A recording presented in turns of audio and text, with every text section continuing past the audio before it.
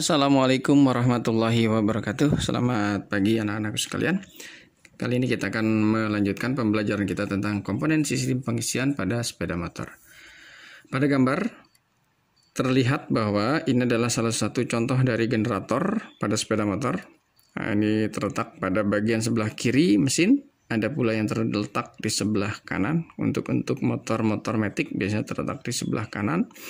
Nah, apabila cover atau blok mesin ini kita buka, maka di situ akan terlihat roda magnet. Nah, ini adalah roda magnet atau flywheel, ya. Nah, kemudian apabila cover atau blok mesin kita lepas, ini akan terlihat ada pembangkit stator atau kumparan stator, atau istilahnya kita sebut dengan nama spool. Nah, ini adalah untuk model-model yang menggunakan sistem pengisian dan pengapian AC, pool AC untuk pengapiannya dan pengisian menggunakan sistem AC masih seperti ini bentuk kuilnya atau spoolnya. Nah, ini adalah model yang terbaru seperti ini. Nah, jadi ini adalah untuk tipe-tipe dari sistem pengisian pada sepeda motor saat ini. Ini ada flywheel, magnet, kemudian ada stator. Nah, inilah yang menghasilkan arus listrik.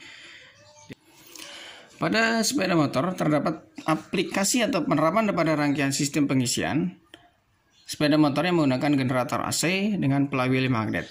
Di antaranya sepeda motor yang secara keseluruhan sistem kelistrikan yang menggunakan arus AC sehingga tidak memerlukan rectifier untuk mengubah output pengisian menjadi arus DC. Yang B, sepeda motor yang sebagian sistem kelistrikannya masih menggunakan arus AC seperti lampu kepala, lampu tail atau lampu belakang, dan meter lamp atau panel indikator. Yang C, sebagian kelistrikan lainnya menggunakan arus DC seperti horn atau klakson, turn signal atau lampu sen, dan rangkaian sistem pengisiannya sudah dilengkapi dengan rectifier dan regulator. Nah, ini adalah sistem dari kelistrikan yang banyak digunakan pada motor saat ini menggunakan arus DC. Untuk mengubah arus AC menjadi arus DC digunakanlah adalah rectifier. Nah, rectifier atau regulator ini digunakan untuk mengubah arus AC menjadi arus DC dan juga berfungsi untuk mengatur tegangan dan arus AC yang menuju sistem penerangan dan tegangan, dan arus DC yang menuju ke baterai. Jadi, rectifier, regulator, atau kiprok, ini adalah nama yang sama, yang berfungsi untuk mengatur arus AC menjadi arus DC, dan mengatur voltage tegangan baterai, sehingga output yang dihasilkan tidak lebih dari 12 sampai dengan 14 volt. Berikut ini adalah cara kerja dari generator magnet dan kumparan pengisian atau koil pengisian pada sepeda motor. Nah, di sini terdapat magnet. Ini adalah flywheel. Kemudian di sini ada kumparan atau koil. Nah, ketika kutub magnet ini berada pada posisi seperti ini, ya. Nah, ujung dari koil ini atau ujung dari kumparan besi ini mengenai kutub magnet, maka akan terbentuk suatu medan magnet seperti ini. Seiring dengan berputarnya motor, pergantian antara kutub utara dan kutub selatan, maka grafiknya akan menurun. Nah, ini dia. Ya, ketika dia akan berputar kembali, maka perubahan antara kutub utara dan kutub selatan, ya ini bisa terlihat pada gambar, antara merah, yang ini hijau, ini merah, kemudian dirubah. Ini merah menjadi hijau, maka grafiknya akan menurun. Ini adalah sistem dari suatu pengisian atau penghasil arus listrik pada generator. Untuk prinsip kerja sistem pengisian AC pada sepeda motor, ini Bapak akan menjelaskan atau menyederhanakan pembahasan tentang pengisian AC atau alternating current. Pada gambar terlihat bahwa ini adalah grafik atau sistem pengisian AC. Ini adalah suatu gelombang sinusoidal. Ini adalah kutub utara dan kutub selatan. Nah, pada gambar di sini adalah kita umpamakan ini adalah spool, kemudian ini adalah magnet. Nah, pada magnet ini mempunyai kutub, ini kutub utara yang berwarna hitam dan kutub selatan yang berwarna putih.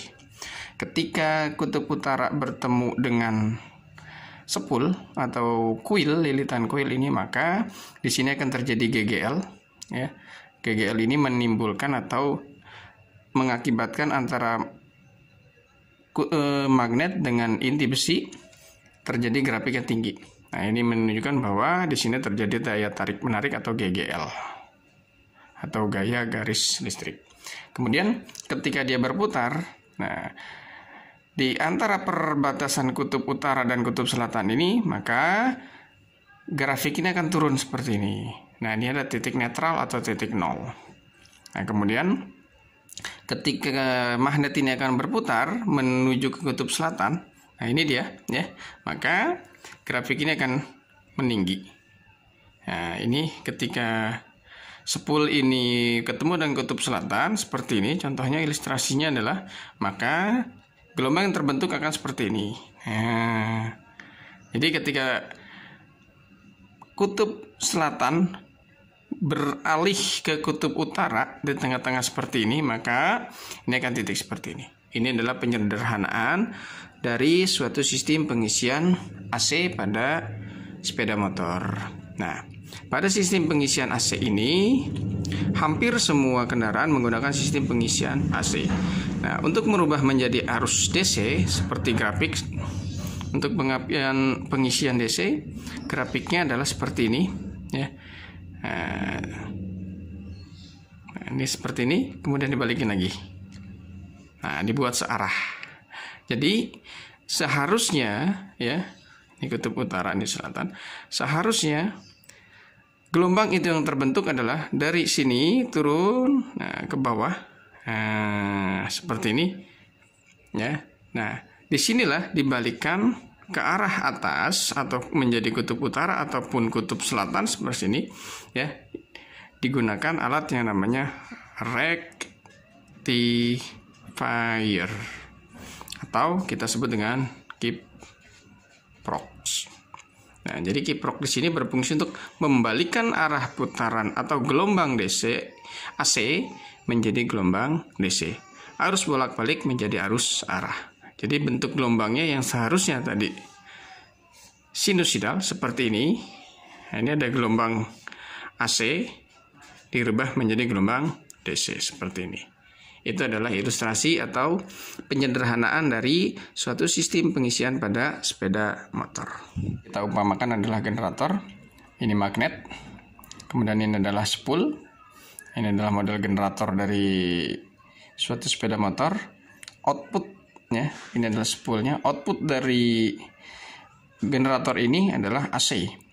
Jadi ketika mesin ini berputar, magnet ini berputar berdasarkan putaran dari poros engkol. Nah, output dari generator ini, dari alternator ini, ya, adalah tegangan AC. Nah, kemudian masuk ke dalam komponen yang disebut dengan regulator atau rectifier atau kiprok. Nah, ya, dirubah menjadi tegangan DC. Output menjadi tegangan DC. Nah, DC ini digunakan untuk mengisi baterai atau aki. Nah, berikut ini adalah ilustrasi dari sistem pengisian sepeda motor. Ini motor menghasilkan arus AC dengan gelombang seperti ini. Kemudian diatur oleh penyearah atau rectifier atau kiprok atau regulator menjadi arus DC dan dialirkan ke baterai. Nah, wiring diagramnya adalah seperti ini, ya. Ini adalah generator atau alternator, kemudian masuk ke dalam regulator atau rectifier.